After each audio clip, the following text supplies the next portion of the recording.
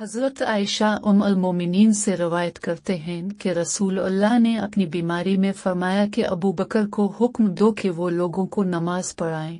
हज़रत आयशा का बयान है, मैंने अर्ज़ किया कि अबू बकर आपकी जगह खड़े होंगे तो लोग उनके रोने के सबब से उनकी आवाज़ न सुन सकेंगे, इसलिए आप हज़रत उमर को हुक्म दे के नमाज पढ़ाएं। आपने फरमाया कि अबू बकर को कहो कि लोगों को नमाज पढ़ाएं। आयशा का बयान है कि मैंने हिफ्सा से कहा कि तुम नबी से अर्ज करो कि हज़रत अबू बकर जब आपकी जगह पर खड़े होंगे तो उनके रोने के सबब से लोग उनकी आवाज़ सुन न सकेंगे, लिहाजा उमर को हुक्म दीजिए कि वो नमाज पढ़ाएं। चनाचा हिफ्सा ने ऐसा ही किया तो रसूल अल्लाह ने फरमाया कि तुम यूसुफ की साथी औरतें हो, अबू बकर को हुक्म दो कि लोगों को नमाज पढ़ाएं। हज़रत हिफ्सा ने हज़रत आयशा से कहा कि मैंने तुमसे कभी कोई भलाई नहीं पाई। नसरी से रवायत करते हैं, मोहम्मद बिन जबीर बन मुतम ने भी इसका जिक्र किया था कि मैं मालिक के पास गया, इनसे पूछा तो उन्होंने बयान किया कि मैं चला ताकि हज़रत उमर के पास जाऊं। मैं पहुंचा तो उनका दरबान यरफक आया और पूछा, क्या हज़रत उस्मान और अब्दुर्रहमान और जुबैर और साद को अंदर आने की इजाज़त देते हैं? उन्होंने कहा हाँ।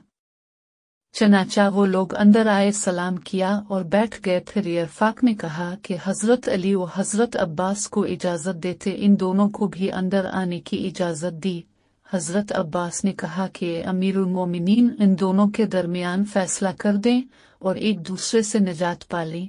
हज़रत उमर ने उनसे कहा कि सब्र करो, मैं तुम्हें अल्लाह का वास्ता देकर पूछता हूँ कि जिसके हुक्म से आसमान और ज़मीन कायम हैं, क्या तुम जानते हो कि नबी ने फरमाया कि हमारा कोई वारिस न होगा, हमने जो कुछ छोड़ा वो सदका है, और ये नबी ने सिर्फ अपनी ज़ात के मुतालिक फरमाया, इन लोगों ने हाँ आपने फरमाया है।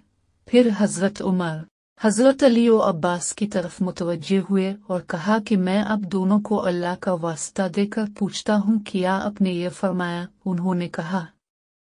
हज़रत उमर ने कहा कि मैं तुम लोगों से इसकी हकीकत बयान कर दूँ।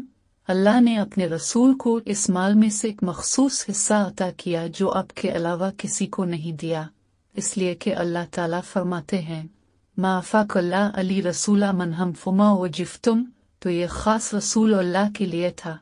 फिर अल्लाह की कसम रसूल अल्लाह ने तुम लोगों पर तरजीह दी, बल्कि ये तुम्हें को दे दिया और तुम्हें मैं तकसीम करता हूँ, हत्ता कि इसमें ये बाकी माल बच गया और नबी अपने घर वालों के लिए 1 साल का खर्चा रखते थे, फिर बाकी को अल्लाह के रास्ते में खर्च कर देते थे। नबी ने जिंदगी भर इस तरह किया। मैं तुम लोगों को अल्लाह का वास्ता देकर पूछता हूँ, क्या तुम लोग इसको जानते हो? उन्होंने कहा हाँ। फिर अल्लाह ने नबी को उठा लिया तो हज़रत अबू बकर ने कहा कि मैं रसूल अल्लाह का वली हूँ। चनाचा इस पर उन्होंने कब्जा कर लिया और जिस तरह रसूल अल्लाह करते थे इसी तरह उन्होंने भी किया, और हज़रत अली और इब्न अब्बास की तरफ मुतवज्जे होते हुए कहा कि आप दोनों इस वक्त मौजूद थे और आप दोनों गुमान करते थे कि हज़रत अबू बकर ऐसे ऐसे हैं, हालांकि अल्लाह जानता है कि वो इस मामला में सच्चे थे, नेक थे, रास्ते पर थे, हक के ताबे थे। फिर अल्लाह ने अबू बकर को उठा लिया तो मैंने कहा मैं रसूल अल्लाह और हज़रत अबू बकर का वली हूँ। मैंने इसको 2 साल तक अपने कब्जा में रखा और इसमें इसी तरह तसर्रुफ करता रहा जिस तरह रसूल अल्लाह और अबू बकर ने किया कि फिर अब मेरे पास आए और अब दोनों की बात यकसां थी और काम भी एक था। अब अपने भतीजे के माल से हिस्सा मांगने आए और ये अपनी बीवी का हिस्सा अपने वालिद के माल से मांगने के लिए आए, तो मैंने कहा कि अगर आप दोनों चाहते हैं तो मैं आपको इस शर्त पर दूंगा कि आप अल्लाह के अहद व मीसाक के मुताबिक इसमें अमल करें, जिस तरह रसूल अल्लाह और हज़रत अबू बकर करते थे और जिस तरह मैं अपने कब्जे में लेने के वक्त से अमल करता रहा हूँ, वरना फिर इस मामले में मुझसे गुफ्तगू न कीजिए। तो आप दोनों ने कहा कि हमें इस शर्त पर दी दो। फिर मैंने आपको दे दिया। फिर दूसरे लोगों की तरफ मुतवज्जे हुए, फरमाया कि मैं तुम लोगों को अल्लाह का वास्ता देकर पूछता हूँ कि मैंने यहाँ दोनों को दे दिया था? इन लोगों ने कहा हाँ।